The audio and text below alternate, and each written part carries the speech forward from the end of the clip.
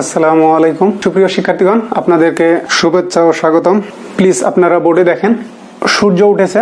এটা অষ্টম শিক্ষক নিবন্ধন 2012 সালের নিয়োগ পরীক্ষার প্রশ্ন। Option A the sun has up, option B the sun is up. আমি দুইটা অপশনই দিয়েছি, সি আর ডিটা ছিল এমন, the sun has been up are the sun had been up. তো এই দুটো আমি বাদ দিয়েছি। আনসার হবে আমাদের এই দুইটার মধ্যে সূর্য উঠেছে। কোনটি সঠিক হবে? কারণ এই একটা প্রশ্ন নিয়ে আরো অনেক আলোচনা আছে। যখন আমরা একটা প্রশ্ন বেশ ভালোভাবে রপ্ত করতে পারবো, এটাকে যদি আমরা পার্সে করতে পারি, এটাকে বেশ ভালোভাবে আয়ত্ত করতে পারি, তাহলে এই একটা প্রশ্ন থেকে আরো অন্যান্য প্রশ্নগুলো ভালোভাবে বুঝতে পারবো। অপশন এই বললাম the sun has up, option B the sun is up, সূর্য উঠেছে। তো এক্ষেত্রে কারেক্ট আনসারটা হচ্ছে আমার option B the sun is up. প্রশ্ন একটা, কিন্তু এর থেকে এক্সপ্যান্ড হতেই থাকবে। দ্য সান ইজ আপ এর অর্থ হচ্ছে দ্য সান হ্যাজ রাইজেন। যদি এমন ভাবে থাকে যে অপশন এতে থাকলো the sun has up, option B তে থাকলো the sun is up, option C তে থাকলো দ্য সান হ্যাজ রাইজেন, আর অপশন ডি তে থাকলো বি প্লাস সি, তাহলে আপনারা আনসার করবেন বি প্লাস সি। তাহলে দুই ভাবে হতে পারে, দ্য সান ইজ আপ অথবা দ্য সান হ্যাজ রাইজেন। তো মূল প্রসঙ্গ যেটা বলতে চাচ্ছিলাম, এই যে আমাদের রাইট আনসার হলো দ্য সান ইজ আপ। এখানে আপ কোন পার্ট অফ পিস হবে, কোন ওয়ার্ড ক্লাসের মধ্যে যাবে up? The sun is up. তো এটা বলার কারণ এই জায়গাতেও কনফিউশন আছে। আমার বই আমি উত্তর এটা যেটা দিয়ে রাখি সেটাও বলতেছি, এবং এর বিকল্প কি হতে পারে, প্রশ্নকর্তাদের প্রবলেমটা কোন জায়গায় সেটাও বলতেছি। এই প্রশ্নটা এসেছে দ্য সান ইজ আপ, এখানে আপ কোন পার্ট অফ পিস? আমি দুটো দিই, এর বেশি দেবো না। Option A adjective, option B adverb. এক্ষেত্রে আমাদের প্রশ্নটা হচ্ছে দ্য সান ইজ আপ। অনেক সময় প্রশ্নের আনসার দিতে গেলে মগজ চুল দুটোই বেশ উত্তেজিত অবস্থায় থাকে। প্লিজ দেখেন, দ্য সান ইজ আপ, এখানে কোনটা হবে আপ, অ্যাডজেক্টিভ নাকি অ্যাডভার্ব? একটা পরীক্ষায় অবশ্যই অ্যাডভার্বই দিবেন। সম্ভবত এটা ইসলামী ইউনিভার্সিটির প্রশ্ন, 15 কি 17 সালে আসা, মাস্টার বইও আছে, পজিশন অফ পার্ট অফ পিসের মধ্যে, অথবা same word used as different part of পিসের মধ্যে। তো এক্ষেত্রে ব্যাখ্যাও দেওয়া আছে যে এখানে আপটা স্থান নির্দেশ করতেছে, উপরে উঠেছে, বা এই হয়ের উত্তর দিচ্ছে যে সূর্য কোথায়, উপরে, ভালো কথা, এই সেন্সে আর কি। তা আপনি এটাকে অ্যাডভার্ব ধরলেন, এখানে ঝামেলাও আছে। অক্সফোর্ড অ্যাডভান্স লার্নার্স ডিকশনারিতে যদি দেখেন, সেখানে লেখা আছে the sun was already up, already up when we set of. যখন আমরা যাত্রা শুরু করেছিলাম তখন ইতোমধ্যে সূর্য উঠে গিয়েছিল। সেট অফ অর্থাৎ আমরা যখন যাত্রা শুরু করেছিলাম, হোয়েন উই সেট অফ, যখন আমরা যাত্রা শুরু করেছিলাম, the sun was already up, ততক্ষণ সূর্য উঠে গিয়েছিল। তো এখানে ওয়াজ আপ মানে হ্যাড রাইজেন, হ্যাড রাইজেন। ওই যে বললাম ইজ আপ মানে, বি আপ মানে হচ্ছে রাইজ আর কি, উঠা। এখানে দ্য সান ইজ আপ মানে দ্য সান হ্যাজ রাইজেন, এখানে সান ওয়াজ অলরেডি আপ মানে the sun had already Ryzen. তো এক্ষেত্রে এটাকে বলা আছে আপকে অ্যাডভার্ব। অক্সফোর্ডে চমকটা কোথায় দেখেন, এই প্রশ্নটা প্রশ্নকর্তা কিন্তু গুগলে ঢুকে এত মানে চেক করার নেই। তো ইসলামী ইউনিভার্সিটির প্রশ্নগুলো সেট করা হয় বেশিরভাগ প্রশ্নের ক্ষেত্রে হয় পিসি দাসের বই থেকে, না হয় a text book of advance functional English Mohiuddin কাসেমের বই থেকে ট্রান্সলেশন দুই একটা দেখা গেছে, কিন্তু বেশিরভাগ প্রশ্নই দেখি a text book of higher English grammar, PKD সরকারের। ঠিক আছে, এই বইয়ের দেখেন অধ্যায়টা হচ্ছে same word used as different part of speech. এটা এই যে same words used as different parts of speech, 16 number chapter 16 আর কি। এখানে বলা আছে adverb the sun is up, the sun is up. তাহলে সমস্যাটা কোথায়? এতক্ষণ আপনাদের চমক চমক বলে রাখলাম। তাহলে অক্সফোর্ড অ্যাডভান্স লার্নার্স ডিকশনারি অনুসারে, কেমব্রিজ অ্যাডভান্স লার্নার্স ডিকশনারি অনুসারে, এবং যেখান থেকে প্রশ্নকর্তা প্রশ্ন সেট করেছেন দ্য সান ইজ আপ, এই অনুসারে উত্তরটা হচ্ছে অ্যাডভার্ব। চমকটা কোথায় দেখেন, প্রশ্নকর্তার এই অপশনটা দেওয়া ঠিক হয়নি, এটা বিতর্কিত। উনি অ্যাডজেক্টিভটা না দিলেও পারতেন। কিভাবে? যদি আপনারা মেরিয়াম ওয়েবস্টার ডিকশনারিতে দেখেন, আপের মধ্যে ঢুকে দেখেন, এই same example the sun is up, same এক্সাম্পলে আপকে বলা আছে adjective. Same example the sun is up, আপকে বলা আছে অ্যাডজেক্টিভ। তাহলে প্রবলেমটা বুঝতে পারছেন? কেউ ধরেন অ্যাডজেক্টিভ আনসার করলো, তাকে ভুল বলার সুযোগ নেই, কিন্তু মেজরিটি গ্রান্টেড সেন্স অনুসারে এটাই মানে 98% এটাই আসার কথা অ্যাডভার্ব, কিন্তু এখানেও এটাকে ডিসকার্ড করা যাচ্ছে না এর অবস্থা বোঝানোর কারণে। যাক, এর মধ্যে একটা প্রশ্ন আছে, প্রশ্নটা না রিপ্লাই দিলেও খারাপ লাগে। প্রশ্নটা হচ্ছে দেখেন, the man who came here, came এর উচ্চারণ কিন্তু হবে এই, এই এর উচ্চারণ এই যে সেই, day, came, gave, take, came. The man who came here is a professor of English, came here is a professor, সম্ভবত এটাই, যাক চলে গেছে, is a professor of English. তাহলে এখানে হু কেম হিয়ার, তার প্রশ্ন এটা কেন নাউন ক্লজ নয়, যেহেতু এটা পরে পরিচয় দিই, আমার এইটার সাথে কোনো সম্পর্ক না, এটা তো কমপ্লিমেন্ট, আমি এটাতে যাব কেন, এটার তো সম্পর্ক এইটার সাথে, যে the man is a professor of English, তো এই জায়গায় এটা কমপ্লিমেন্ট। তো এই যে এটা কি করলো, এটা এক্সট্রা ইনফরমেশন দিল, এটা এটাকে ডিসক্রাইব করলো। মনে রাখবেন অ্যাপোজিটিভ নাউন ক্লজ হওয়ার ক্ষেত্রে দ্যাট আসতে পারে, দ্যাটের ক্ষেত্রে দুটো আসে। দ্যাট যদি কনজাংশন হয়, মনে রাখবেন দ্যাট যদি কনজাংশন হয় সেক্ষেত্রে এরপরে যে যেমন বলা হচ্ছে the news that he has died is false, দেখেন the news that he has died is false, the নিউজও যা, এই দ্য নিউজকে বাদ দিয়ে দেন, that he has died is false, মানে দ্যাট থেকে ওটা নিজেই সাবজেক্ট হতে পারবে, কিন্তু এক্ষেত্রে এটা পারবে না, অর্থটা কেমন জানি থাকবে। জি হু কেম হিয়ার, কে কে এসেছিল, দ্য ম্যান, মানে ডাব্লিউএইচ ওয়ার্ডের ক্ষেত্রে দ্যাট ছাড়া অন্যগুলো মানে পূর্বে যদি অ্যান্টিসিডেন্ট থাকে সেক্ষেত্রে নাউন ক্লজ হতে পারবে না, এরা অলওয়েজ অ্যাডজেক্টিভ ক্লজ, ঝামেলাই শেষ। আর আরেকটা বিষয় দেখেন, the news that he gave me, the news that he gave me, অথবা the news that you heard yesterday is false, তাহলে এখানে দ্যাট কিন্তু রিলেটিভ প্রোনাউন, আর এই যে দ্যাট হি গেভ মি, এখানে নিউজকে উঠাইয়া দিলে বাক্যটা অসম্পূর্ণ। দ্যাট হি গেভ মি, সে আমাকে দিয়েছিল, কি দিয়েছিল, এই যে একটা অসম্পূর্ণতা আছে, ইনকমপ্লিট সেন্স আছে। তারপরে দেখেন the news you heard yesterday, the news that you heard yesterday, তো এক্ষেত্রে দেখেন দ্য নিউজকে বাদ দিয়ে দেখেন দ্যাট ইউ হার্ড ইয়েস্টারডে, তো কি শুনেছিল, এই যে অসম্পূর্ণ, এই কারণে এইটা অপোজিটিভ বা অ্যাপোজিশন হতে পারতেছে না, অ্যাপোজিশনাল ক্লজ হতে পারতেছে না। যদি অর্থ অসম্পূর্ণ থাকে পূর্ববর্তী নাউনটাকে মানে নাউন বা নাউন ফ্রেজকে বাদ দিয়ে, সেক্ষেত্রে সেটা হবে অ্যাডজেক্টিভ ক্লজ। যিনি এই প্রশ্নটা করেছেন আশা করি উত্তর পেয়ে গেছেন, যে আপনার যে নাউন ক্লজের বিষয়টা সেটা এই দ্যাট এর মধ্যেই সীমাবদ্ধ। যদি দ্যাট কনজাংশন হয় তাহলে পরবর্তী ক্লজটা অ্যাপোজিটিভ ট্র্যাডিশনাল গ্রামার অনুসারে অ্যাপোজিশনাল নাউন ক্লজ, আর যদি দ্যাটটা রিলেটিভ প্রোনাউন হয় তাহলে অ্যাডজেক্টিভ ক্লজ। আর এই দ্যাট বাদে অন্যান্য যেগুলো থাকলো, হোয়ার থাকলো, হু থাকলো, হুইচ থাকলো, এইগুলা ক্ষেত্রে অলওয়েজ পূর্বে যদি অ্যান্টিসিডেন্ট থাকে সেক্ষেত্রে পরেরটা অবশ্যই অ্যাডজেক্টিভ ক্লজ। আমি এই ইজের পরে দেখে কি করব, এখানে এটা রিলেভেন্ট, আমাকে দেখতে হবে ভার্বের আগ পর্যন্ত। এখানে আর একটা প্রশ্ন আসছে দেখেন, the young lady who died last night was my sister, তাহলে হু ডাইড লাস্ট নাইট এটা অ্যাডজেক্টিভ ক্লজ, কারণ দ্য ইয়ং লেডিকে ডিফাইন করেছে বা ডিসক্রাইব করেছে। এখানে হু ডাইড লাস্ট নাইট এটা হচ্ছে অ্যাডজেক্টিভ ক্লজ। এখানে আরেকটা প্রশ্ন এসেছে, I don't think the window has been repaired yet, এখানে হ্যাজ রিপেয়ার্ড হলো না কেন? এখানে দেখেন I don't think the window, উইন্ডোটা কি অ্যাকশন রিসিভার, জানালা কি নিজে কাজ করতে পারবে, রিপেয়ার করতে পারবে? পারবে না, জানালাকে রিপেয়ার করতে হবে, এই জন্য প্যাসিভ করতে হবে। যেমন দেখেন I have done the work, I বা he has done the work, এখন আমি এটা উল্টে বললাম যে আই ডোন্ট থিঙ্ক, আমার মনে হয় না, বা আই থিঙ্ক, ওই যে যদি আপনারা থিঙ্ক ব্যবহার করেন তো পরে যদি ক্লজ থাকে নেগেটিভ করলে থিঙ্কের সঙ্গেই করতে হবে, অর্থাৎ I don't think the work has been done, মানে হ্যাজ নট বিন ডান করা যাবে না, এই জন্য থিঙ্কের আগেই ডোন্ট ব্যবহার করা হয়েছে। I don't think the window has been repaired yet, মানে আমার মনে হয় বা আমি মনে করি জানালাটা এখনো মেরামত করা হয়নি। মেরামত করবে কে? কাঠমিস্ত্রি, কার্পেন্টার, এই কারণেই প্যাসিভ। যদি এখানে অ্যাকশন ডুয়ার থাকতো যে I don't think the carpenter, তাহলে অ্যাক্টিভ করতে পারতেন যে has repaired the window yet, তাহলে দেখেন এইরকম যদি হতো আই ডোন্ট থিঙ্ক, এটাই থাক। দুইভাবে হতে পারে, option A the window has been repaired yet, মানে আমার মনে হয় না জানালাটি এখনো মেরামত করা হয়েছে, মানে আমার মনে হচ্ছে না। তো এই যে আমরা পরের ক্লজে নেগেটিভ করতে পারবো না, থিঙ্কের পরে যদি ক্লজ থাকে এখানে মানে আসলে এইরকম ছিল যে আই থিঙ্ক, আমার মনে হয় the window has not been repaired yet, যত ইয়েট আছে নেগেটিভ হওয়ার কথা, কিন্তু এই নটটাকে নিয়ে যাইতে হবে থিঙ্কের আগে। এটার উপরে আমার যে ইউটিউব চ্যানেলটা আছে একটা ভিডিও দেওয়া আছে, মাস্টার ইংলিশ জাহাঙ্গীর নামে, আপনারা সার্চ দিলে পাবেন, অনেক ক্লাস আছে।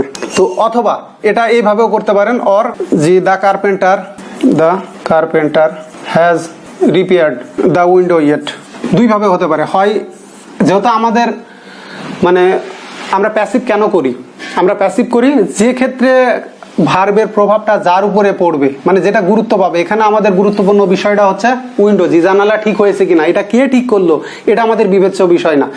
এই ক্ষেত্রগুলোতে আমরা কি করি? প্যাসিভ করি, মানে যে ক্ষেত্রে কাজের কর্তাটা গুরুত্বপূর্ণ না, নগণ্য আর কি, সেক্ষেত্রে আমরা প্যাসিভের যে এটাকে আমরা বলি পেশেন্ট আর কি, পেশেন্টকে সামনে নিয়ে আসি। গ্রামারের ভাষা এটা পেশেন্ট, এই যে রোগী, এখানেও রোগী।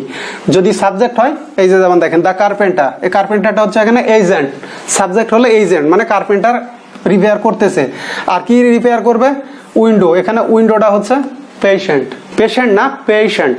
আপনাদের সমস্যাগুলো কোন জায়গায় দেখেন, প্রাইসেস আর আপ। আনসার করুন তো, এখানে আপটা কি হবে, অ্যাডজেক্টিভ নাকি অ্যাডভার্ব? অ্যাডজেক্টিভ বি অ্যাডভার্ব, কোনটা হতে পারে? এমডি জাহিদুল ইসলাম রোলিং স্টোন গ্যাদার্স নোমস, উনি লিখেছেন রোলিং স্টোন গ্যাদার নোমস, মানে ভুল লিখেছেন আর কি। এটা সঠিক সেন্টেন্স হবে, এ রোলিং স্টোন গ্যাদার্স নোমস, অর্থাৎ গড়ন্ত পাথরের শ্যাওলা যাবে না।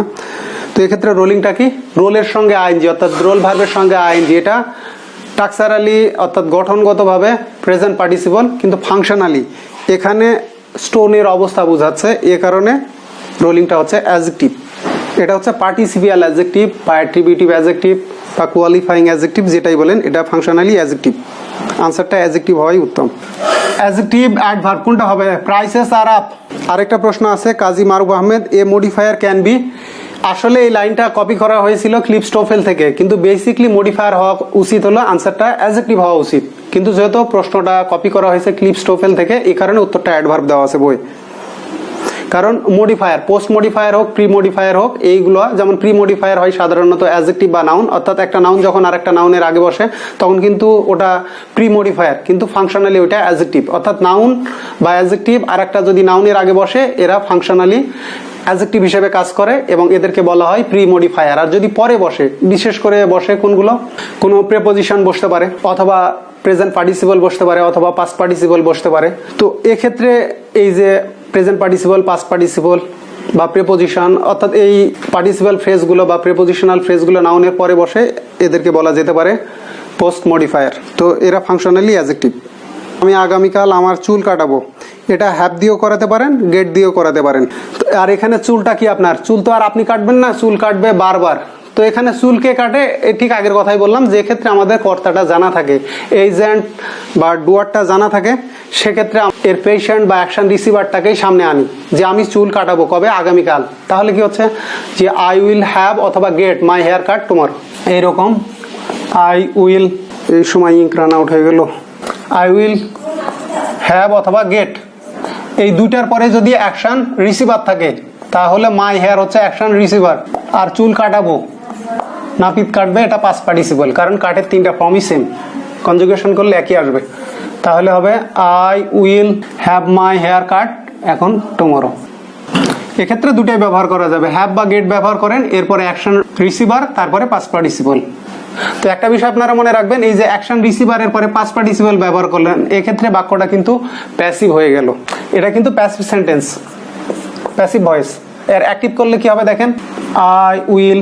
যদি হ্যাভ ব্যবহার করেন, হ্যাভ এখন যদি আপনার ভাইকে দিয়ে কাটান, নাপিতকে দিয়ে কাটান, যেটাই করেন, বারবার নাপিত, এখানে যেটাই রাখেন এ, বারবার, বা হেয়ার ড্রেসার যাকেই বলেন, বার, অথবা মাই ব্রাদার যাকে দিয়ে কাটান, যদি হ্যাভ ব্যবহার করেন তাহলে base form cut my hair, cut my hair. আর যদি এখানে গেট ব্যবহার করেন, তাহলে এখানে ব্যবহার করতে হবে টু কাট, অর্থাৎ গেটের পরে অ্যাকশন ডুয়ার, অর্থাৎ যে কাজ করবে আর কি, কাটবে, তারপরে ইনফিনিটিভ, ফুল ইনফিনিটিভ, এটাকে টু ইনফিনিটিভ বলা হয়। আর যদি হ্যাভ ব্যবহার করেন, অ্যাকশন ডুয়ার, তারপরে বেস ফর্ম। আর কাটের পাস্ট পার্টিসিপল এবং বেস ফর্ম তো একই। তাহলে এই প্রশ্নে দেখা যাক, প্রাইসেস আর আপ, অর্থাৎ মূল্য বেড়ে গেছে, বাড়ন্ত। তো এক্ষেত্রে এটা হবে ট্রেডিশনাল গ্রামার। দেখেন high school English grammar Wren and Martin, এই অনুসারে উত্তর হবে অ্যাডভার্ব। মনে রাখেন, এটা হলো high school English grammar Wren and Martin. এখানে এই উদাহরণটা আছে প্রাইসেস আর আপ, আপনারা উদাহরণটা মনে রাখবেন, প্রাইসেস আর আপ, এক্ষেত্রে আপটা হচ্ছে অ্যাডভার্ব, অ্যাডভার্ব দেখানো হয়েছে। পরীক্ষায় যদি এইভাবে আসে প্রাইসেস আর আপ, সেক্ষেত্রে উত্তরটা হবে অ্যাডভার্ব।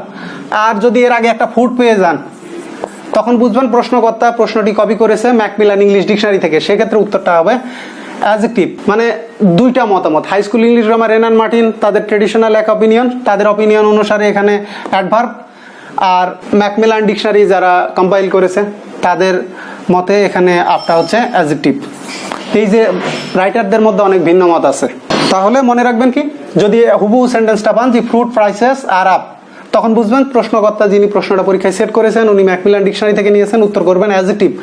আর যদি শুধু প্রাইসেস আর আপ থাকে, তাহলে কি করবেন, তাহলে উত্তরটা দিয়ে দিবেন অ্যাডভার্ব। ভিন্নমত থাকেই, সেক্ষেত্রে আমাদের একটু কৌশলী হওয়া দরকার।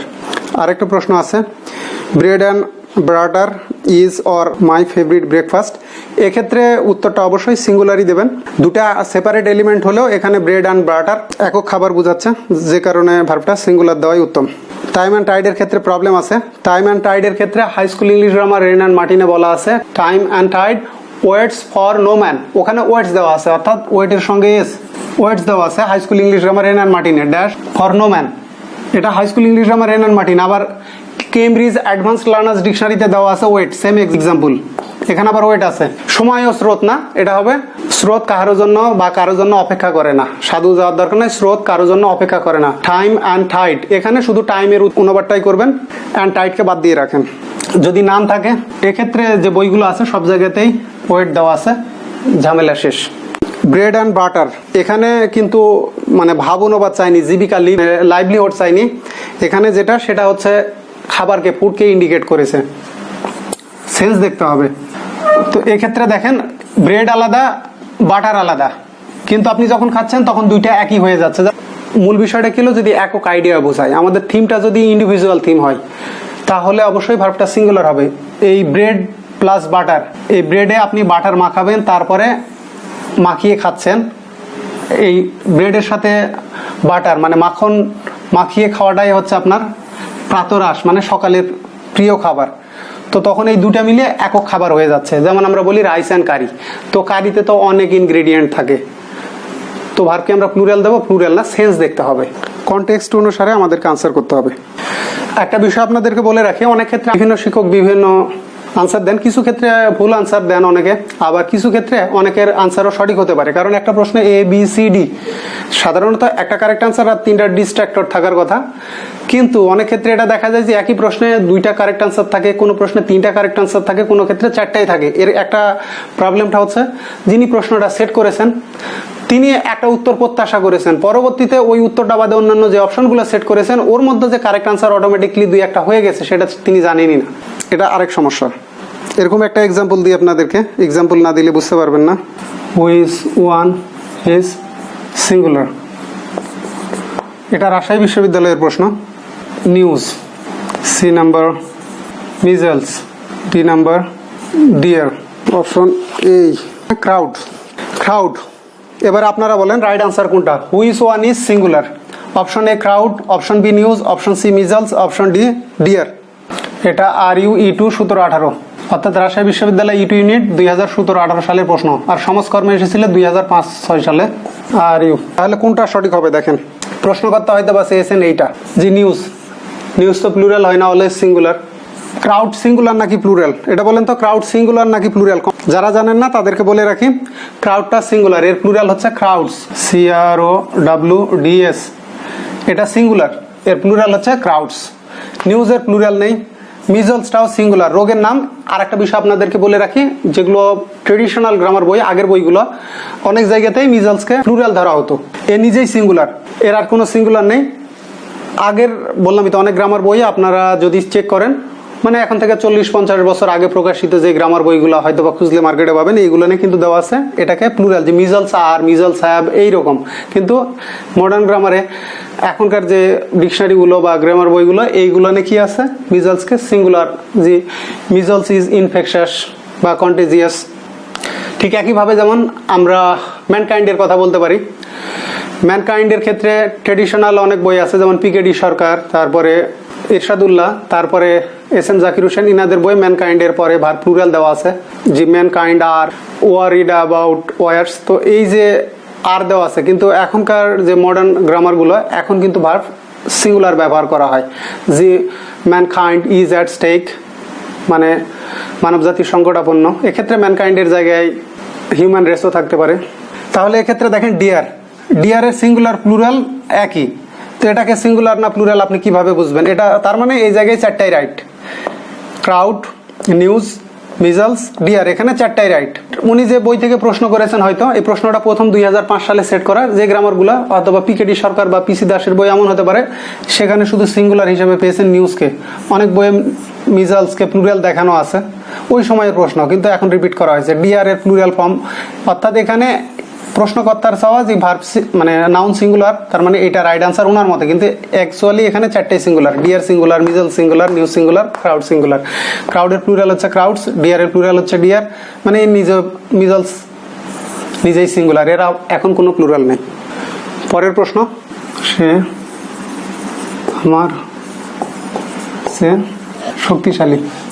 Option A, he is stronger then I, he is stronger than me, he is stronger than I am. Option D, all of the above are correct. Above are correct. এক্ষেত্রে কোনটা হবে? স্ট্রঙ্গার দেন, সে আমার চেয়ে শক্তিশালী। শক্তিশালী মানে শারীরিক শক্তি, strength. আর যদি প্রভাবশালী হতো, ক্ষমতাধর, সে আমার চেয়ে বেশি ক্ষমতাধর, তাহলে হতো he is more powerful. He is more powerful than এর পরে আই, মি বা আই এম। এক্ষেত্রে কোনটা হবে? এখন যেটা বলি, এখানে তিনটাই সঠিক। Option A, he is stronger than I, এটা বলি, এটা টিজি। ট্রেডিশনাল গ্রামারে এটাকে ফর্মাল মানে রাইটিং এর ক্ষেত্রে এটা শুদ্ধ রূপ আর কি ব্যবহার হতো। তখন দেনকে শুধুই কনজাংশন বিবেচনা করা হতো, দেনটাকে শুধুই কনজাংশন ধরা হতো। কনজাংশন প্রেপোজিশন হলো অবজেক্টিভ, আর যেহেতু এটা কনজাংশন এরপরে সাবজেক্ট ফর্ম, তাহলে ট্রেডিশনাল গ্রামারে এটা রাইট, টিজি বা ট্রেডিশনাল গ্রামারে he is stronger than I.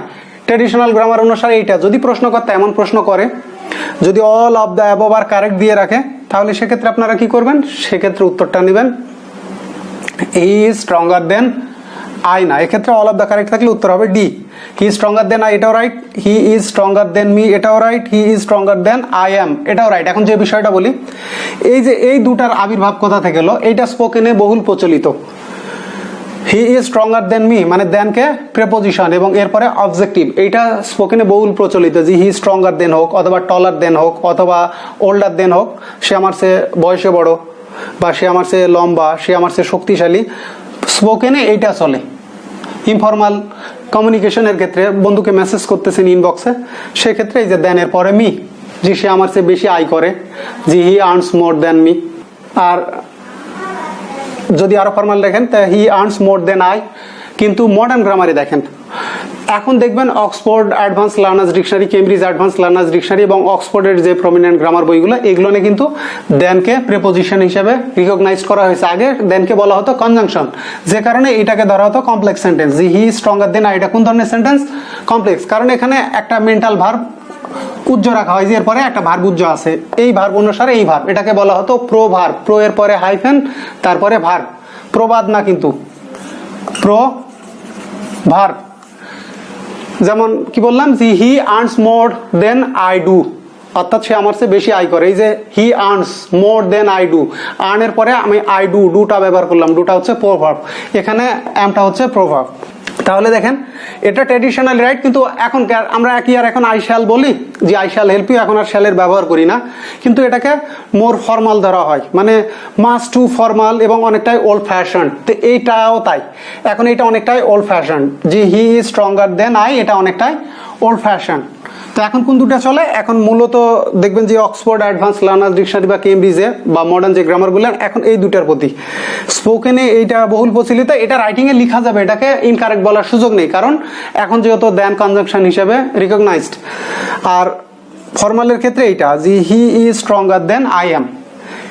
Modern grammar অনুসারে এইটাই সঠিক। তো যদি অপশনে এমন থাকে যে A B C D all of the above are correct, সেক্ষেত্রে আনসার করবেন এইটা। এখন দেখেন যদি এমন হয় D, he is stronger than mine, than mine, এখন কি করবেন? He is stronger than I, he is stronger than me, he is stronger than I am, he is stronger than mine. এক্ষেত্রে কি করবেন? এখানে আরেকটা প্রশ্ন আসছে, grammar is better servant than master. এক্ষেত্রে আপনার কোনোটাই রাইট হয়নি, দুটা লিখেছেন, দুইটাই রং, কোনোটাই রাইট না। এটা হবে গ্রামার অথবা money is a better servant than master. এখানে গ্রামারের আগে আর্টিকেল বসবে না, বেটার সার্ভেন্টের আগে বসবে গ্রামার অথবা money is a better servant than master, মাস্টারের আগে আর্টিকেল বসবে না। তাহলে এক্ষেত্রে কোনটা আনসার করবেন? দেখেন he is stronger than I, he is stronger than me, he is stronger than I am, he is stronger than mine. তো যে বিষয়টা বলে রাখি, যদি এমন প্রশ্ন হয়ে যায় বুঝতে হবে প্রশ্নকর্তা ট্রেডিশনাল গ্রামার অনুসারে প্রশ্ন করেছেন। এই দুইটা যে হয় এটা উনি জানেনই না, কারণ বাংলাদেশে যে চাকরির প্রশ্নগুলো আমি 4 থেকে 5টা প্রশ্ন ইন দ্য ফিউচার আপনাদেরকে কোন পরীক্ষায় এসেছে, মানে কোন চাকরির পরীক্ষায় বা কোন বিশ্ববিদ্যালয়ে ভর্তি পরীক্ষায়, এরকম 4-5টা প্রশ্ন দেখাবো যেগুলো দেনের পরে আই ব্যবহার করা আছে, মানে দেনের পরে সাবজেক্ট ফর্ম ব্যবহার করা আছে, এবং সেন্টেন্স কারেকশনেও মানে এইভাবে আছে যে he is taller than I, he is taller than mine, he is taller than me, I am, এরকম নাই। তো বোঝাই যাচ্ছে সেক্ষেত্রে উত্তরটা দেন প্লাস সাবজেক্টিভ, মানে দেন এখানে কনজাংশন।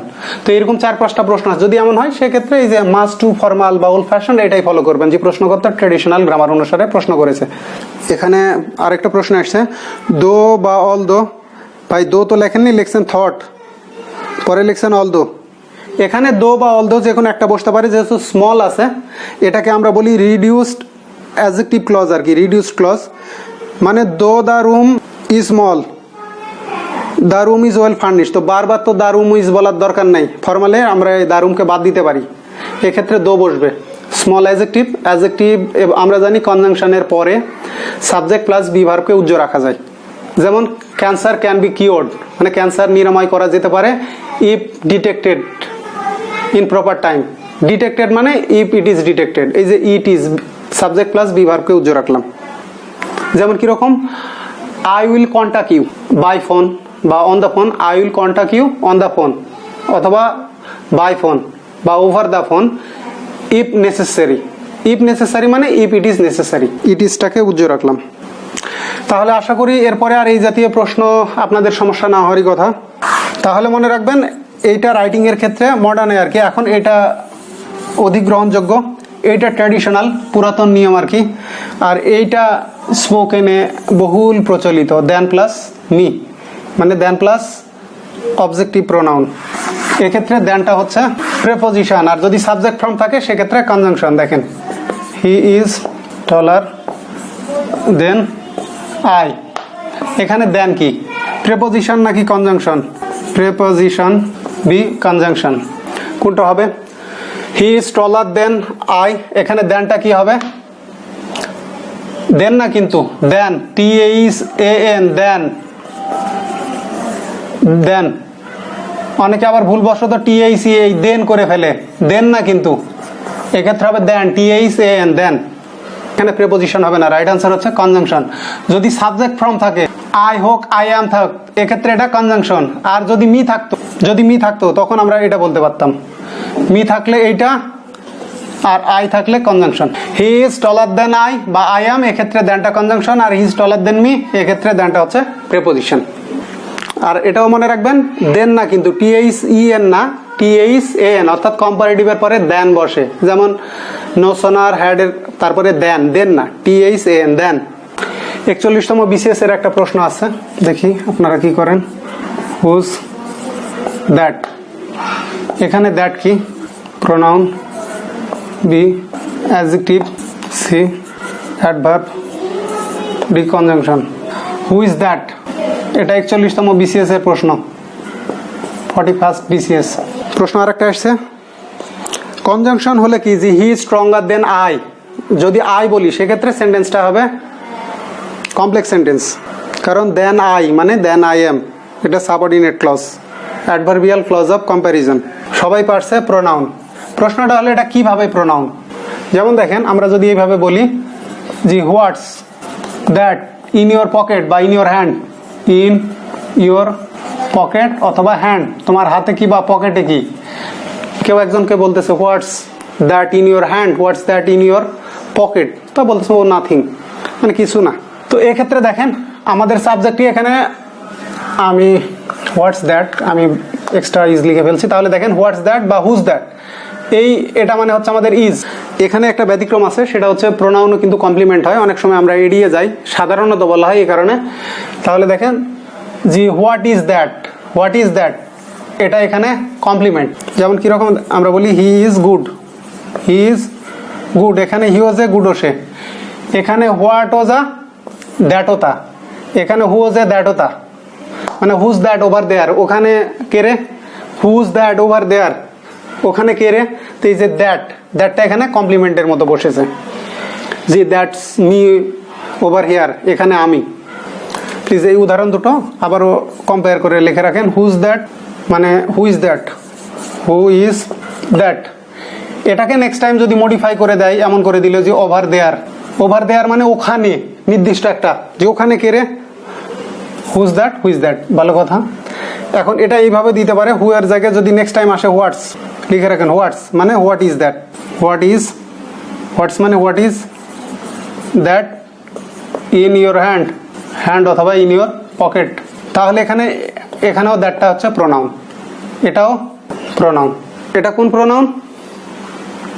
এটা ডেমনস্ট্রেটিভ প্রোনাউন। 40তম বিসিএস এর একটা প্রশ্ন ছিল এরকম, পার্ট অফ পিস আইডেন্টিফিকেশনের, যে বাট কোন ক্ষেত্রে প্রেপোজিশন। আপনারা প্রশ্নটা দেখে নিয়েন যে বাট ইজ প্রেপোজিশন। তো সেক্ষেত্রে এমন অপশন ছিল, যাক আমি প্রশ্নগুলো আপনাদেরকে বলি, বুঝিয়ে দিলে বেটার হয়। But used as a preposition. Option A, writing letters is a thing of the past. Is a thing of the past. Of the past. Option B, I look back on the past. I look back on the past without regret. Without regret. Option C, I called out to him. I called out to him as he ran past. He ran past. Option D, Tanya was a wonderful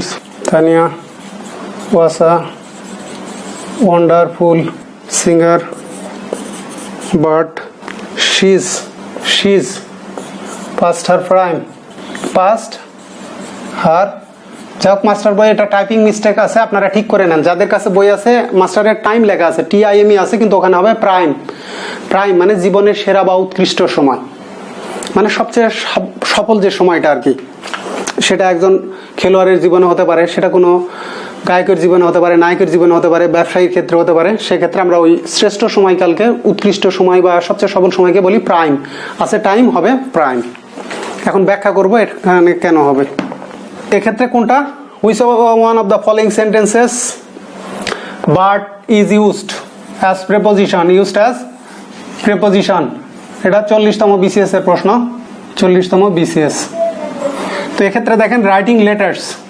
তো একটা মজার বিষয় বলি, এখানে রাইটিংটা কি বলেন তো, এটা অ্যাডজেক্টিভ নাকি ভার্ব নাকি noun? Writing letters is a thing of the past. এই বাক্যে পাঁচটা কিন্তু নাউন। কেন নাউন জানেন? আমার প্রশ্ন কিন্তু আপনাদের কাছে রাইটিং কি, আমি বলিনি। এই বাক্যে পাঁচটা হচ্ছে নাউন, কারণ আর্টিকেলের পরে বা ডিটারমিনারের পরে একমাত্র ওয়ার্ডটা সেটা কি হয়, সেটা নাউন হয়। যে এখানে পাঁচ দ্বারা অতীত সময় বলা হয়েছে, অতীতকাল। যে writing letters is a thing of the past, অর্থাৎ অতীতের বিষয়, অতীতকালের বিষয়। নাম বুঝিয়েছে? তো এই প্রশ্ন বলেন writing letters is a matter, এখানে রাইটিং কি হবে, নাউন, অ্যাডজেক্টিভ নাকি ভার্ব? এক্ষেত্রে এটা হচ্ছে ভার্ব, রাইটিংটা হচ্ছে ভার্ব। কিছুদিন আগে চাকরির পরীক্ষায় একটা প্রশ্ন এসেছিল, সম্ভবত এইটা ফেব্রুয়ারি মাসের দিকে পরীক্ষাটা হয়েছিল, যে ফ্লাইং কাইটস মানে ঘুড়ি উড়ানো is my favourite hobby. Flying kites, এখানে ফ্লাইংটা কি, কেউ অ্যাডজেক্টিভ উত্তর করেছে, কেউ নাউন করেছে, দুইটাই রং। রাইট আনসারটা হচ্ছে ভার্ব। এখানে দেখেন ভার্ব কি আমাদের সিঙ্গুলার। যদি এটা হেড ওয়ার্ড হতো, যদি এটা হেড ওয়ার্ড এইচডি হতো, তাহলে দেখেন আর হতো, তার মানে আমাদের হেড ওয়ার্ডটা হচ্ছে রাইটিং। তো ভালো কথা। যদি এটাকে আপনি নাউন বলেন, তো নাউনের পরে তো আর একটা অবজেক্ট বসতে পারে না, এটা তো অবজেক্ট। যে লিখা, কি লিখা, সিডি লেখা। ভার্বকে কি বা কাকে দ্বারা প্রশ্ন করে আমরা সাধারণত অবজেক্ট পাই। তো যেহেতু এটা অবজেক্ট নিয়েছে লেটার্স, যে রাইটিং লেটার্স, লিখা হচ্ছে অতীতের বিষয়। কি লিখা, চিঠি লিখা। এখানে রাইটিংটা হেড ওয়ার্ড, এটা এর অবজেক্ট, এই কারণে এটা হচ্ছে ভার্ব। অবজেক্ট নাই, ভার্ব এবং প্রেপোজিশন। তো এক্ষেত্রে আপনারা মনে রাখবেন, যদি জেরান্ড মানে ভার্ব প্লাস আইএনজি থাকে, তারপরে সিঙ্গুলার ভার্ব থাকে, সিঙ্গুলার ভার্ব মানে ভার্ব প্লাস আইএনজি এর পরে এখানে ভার্ব যদি সিঙ্গুলার হয়, তো এক্ষেত্রে যদি আসে এই যে ভার্ব প্লাস আইএনজিটা, তো সেক্ষেত্রে এটা অবশ্যই আপনারা করবেন ভার্ব। এটা কি ভার্ব, এটা নন ফাইনাইট ভার্ব। এটা ফাইনাইট ভার্ব না, এটাও ভার্ব। এটা হচ্ছে ফাইনাইট, এটা হচ্ছে নন ফাইনাইট।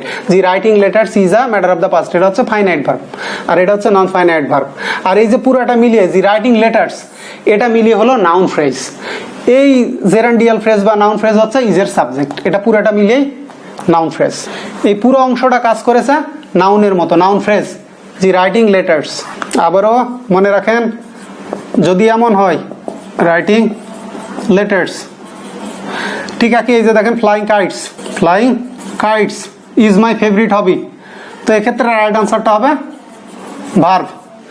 বলতেছেন প্ল্যান্টিং ট্রিজ মানে গাছপালা লাগানো, হেল্প প্রিভেন্ট সয়েল এরেশন মানে কি মাটি ক্ষয় রোধ করতে সাহায্য করে, কি প্ল্যান্টিং ট্রিজ, এই যে হেল্পস প্রিভেন্ট প্ল্যান্টিং ট্রিজ, তাহলে আমাদের হেল্পস আছে, হেল্পসের কারণে আমাদের বুঝতে হবে এখানে প্ল্যান্টিংটাই হচ্ছে হেডওয়ার্ড, তো এর অবজেক্টটা হচ্ছে ট্রিজ। পিলিং অনিয়ন্স পেঁয়াজ ছিলানো, মেক্স মি ক্রাই, কারণ মেকের পরে অবজেক্ট তারপরে base form, makes me cry ভার্বের বেস ফর্ম হবে, মেক অবজেক্ট বেস ফর্ম। তাহলে দেখেন পিলিং অনিয়ন্স প্লুরাল, তাহলে এখানেও এটা ভার্ব, কারণ এটাকে অবজেক্ট হিসেবে নিয়েছে। জি সেলানো পিটিং হয়ে আছে, পিলিং হবে। কি সেলানো মানে খোসা ছাড়ানো, পেঁয়াজের খোসা ছাড়ানো। এই যে ভার্বটা সিঙ্গুলার এস আছে, তার মানে আমাদের হেডওয়ার্ড হচ্ছে এটা এই কারণে জেরান্ড। এখন বলতে পারেন যে আমাদের ভার্ব তো সাবজেক্ট হতে পারে না, এটা ভার্ব ঠিক, কিন্তু এটা জেরান্ড মানে এর নাউনের ফোর্সও আছে। কেন নাউনের ফোর্স আছে? এই যে এর সঙ্গে যুক্ত হয়ে এটা নাউন ফ্রেজ গঠন করেছে, যে পিলিং অনিয়ন্স, এটা পুরাটা মিলে নাউন ফ্রেজ, এর কারণে এর মধ্যে নাউনের ফোর্স আছে, এই জন্য এটাকে বলা হয় জেরান্ড। আর এক্ষেত্রে এর প্রাইমারি ফাংশন যেটা, সেটা হচ্ছে এটা ভার্ব, এটা অ্যাডজেক্টিভও না, এক্ষেত্রে নাউনও না, কারণ এটা কম্পাউন্ড নাউন না। কিন্তু যদি একাই থাকে, যেমন দেখেন সুইমিং স্মোকিং ওয়াকিং ইজ, তো স্মোকিং এর ক্ষেত্রে ব্যাড হ্যাবিট, আর swimming walking is good for health এর উচ্চারণ থ, অনেকে হেলদি বলে, দি না, healthy, filthy, wealth, health, filth, থ। তাহলে দেখেন সুইমিং অথবা walking is good for health, এই যে যদি একাই থাকে, তো এর যত কোনো এখানে অবজেক্টও নেয়নি, মডিফাইও হয়নি, এক্ষেত্রে এটা নাউন, এক্ষেত্রে নাম বুঝাচ্ছে, ভাববাচক বিশেষ্য অর্থাৎ ভার্বাল নাউন। যে ওয়াকিং জেরান্ডকে ভার্বাল নাউনও বলা হয়। মডার্ন মানে অনেক আগে থেকে, এখন 50-60 বছর আগের বইগুলো দেখা যায় বলা আছে যে ভার্বাল নাউন এবং জেরান্ডের মধ্যে কোনো পার্থক্য নেই, পার্থক্য করা হয় না। তাহলে এই যে সুইমিং সাঁতার, এক্সারসাইজ এন্ড ওয়াকিং, এটা একটা অভ্যাসের নাম। এই যে স্মোকিং এমন যদি একাই থাকে, সেক্ষেত্রে এদেরকে নাউন বলতে পারবেন, তখন কিন্তু এরা ভার্ব না। মূল বিষয় কোন ক্ষেত্রে পাস্ট ব্যবহৃত হয়েছে? Preposition, past use as preposition. Tania is a good singer, wonderful singer ছিল, singer. She is past her prime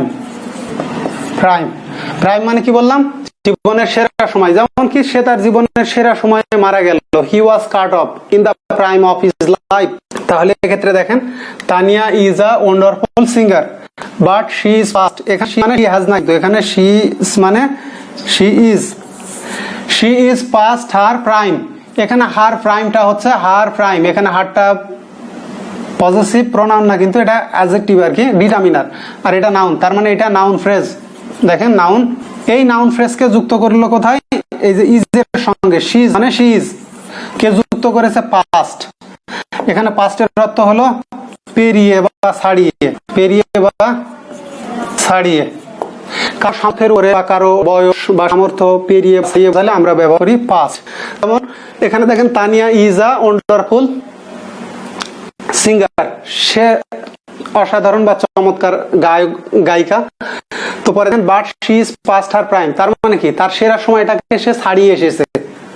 যেমন সাকিব আল হাসানের কথা আমরা বলি, সাকিব আল হাসানের পারফরমেন্স এখন কিন্তু মানে ফলিং কি, তার জীবনের কিন্তু একটা সেরা সময় ছিল, যে একটা সময় সে বল করলে দেখা যায় যে টেস্টে ইনিংস প্রতি 5-7টা উইকেট পেত, ব্যাট করতে গেলে সেঞ্চুরি, ডাবল সেঞ্চুরি করতো। তো এই ক্ষেত্রগুলো তার যে সময়টা মানে most successful period of time বলেন বা লাইফ বলেন, তো সেক্ষেত্রে এই সময়কালকে বলা হয় প্রাইম। যেমন যে কোনো ব্যবসার ক্ষেত্রে বা বয়সের ক্ষেত্রে এটা মানে কোনো ব্যক্তি শক্তিশালী ছিল, খুব শক্তিশালী, যে হি ওয়াজ এ বডি বিল্ডার বাট অ্যাট 60 বা অ্যাবাভ 60 অর্থাৎ 60 বছরের উপরে he is past his prime, অর্থাৎ তার সেরা সময়টা ছাড়িয়ে এসেছে। তো এইভাবে আসতে পারে যে তানিয়ার জায়গায় যে Shakib Al Hasan is a wonderful player হতে পারে, এখানে এমন হতে পারে an excellent excellent, excellent cricketer. দেখেন Shakib Al Hasan is an excellent cricketer, but তখন শিজের জায়গায় দিল his. His past his prime, his prime. পেরিয়ে যে হতো, বাজারে ধরেন আপনি বিস্কিট কিনতে গেছেন অথবা কোনো ফল কিনতে গেছেন বা দুধ দেখছেন, তো সব জিনিসেরই কিন্তু মানে উৎকৃষ্ট সময় থেকে তার কোয়ালিটির মানে সেরা সময়টা যে এই সময় কাল বা এই সময় এই বিস্কিটটা এই সময় মেয়াদকাল পর্যন্ত ভালো থাকে, তো এর টাইমটা পার হয়ে গেলে সেক্ষেত্রে আমরা ভাবে বলতে পারি। দেখেন অথবা ফলের ক্ষেত্রে ম্যাঙ্গোস বা আঙ্গুরের ক্ষেত্রে গ্রেপস অথবা অ্যাপলস, চা খুশি। তাহলে দেখেন যত দিস ব্যবহার করছি butter twelve, first their best অথবা প্রাইম মানে কোয়ালিটি, এইভাবে থাকলো মানে পেরিয়ে মানে দিস বিস্কিটস অথবা দিস ম্যাঙ্গোস অথবা দিস অথবা অ্যাপলস আর পাস্ট দেয়ার বেস্ট অথবা বেস্ট ব্যবহার করতে পারেন, প্রাইম ব্যবহার করতে পারেন। তো এই যে এটা একটা নাউন ফ্রেজ, দেয়ার প্রাইম। অথবা এইভাবে বলতে পারেন দিস ব্রেড, দোকানে বিস্কিট রুটি কিনতে গেছেন, সেক্ষেত্রে এমন হতে পারে is past its sell by date. এই যে ইটস সেল বাই ডেট, সেলের পরে হাইফেন সেল বাই, এটা কিন্তু অ্যাডজেক্টিভ, DAT ডেট, মানে এর মেয়াদ পেরিয়ে গেছে। This bread is past its sell by date, এখানে পাস্টটা হচ্ছে প্রেপোজিশন। আশা করি পাস্ট নিয়ে পেরিয়ে বা ছাড়ি বোঝাতে আপনাদের নেক্সট টাইম নিয়ে সমস্যা না হওয়ারই কথা। Thanks for watching. মাস্টার পড়ুন, সাথে থাকুন।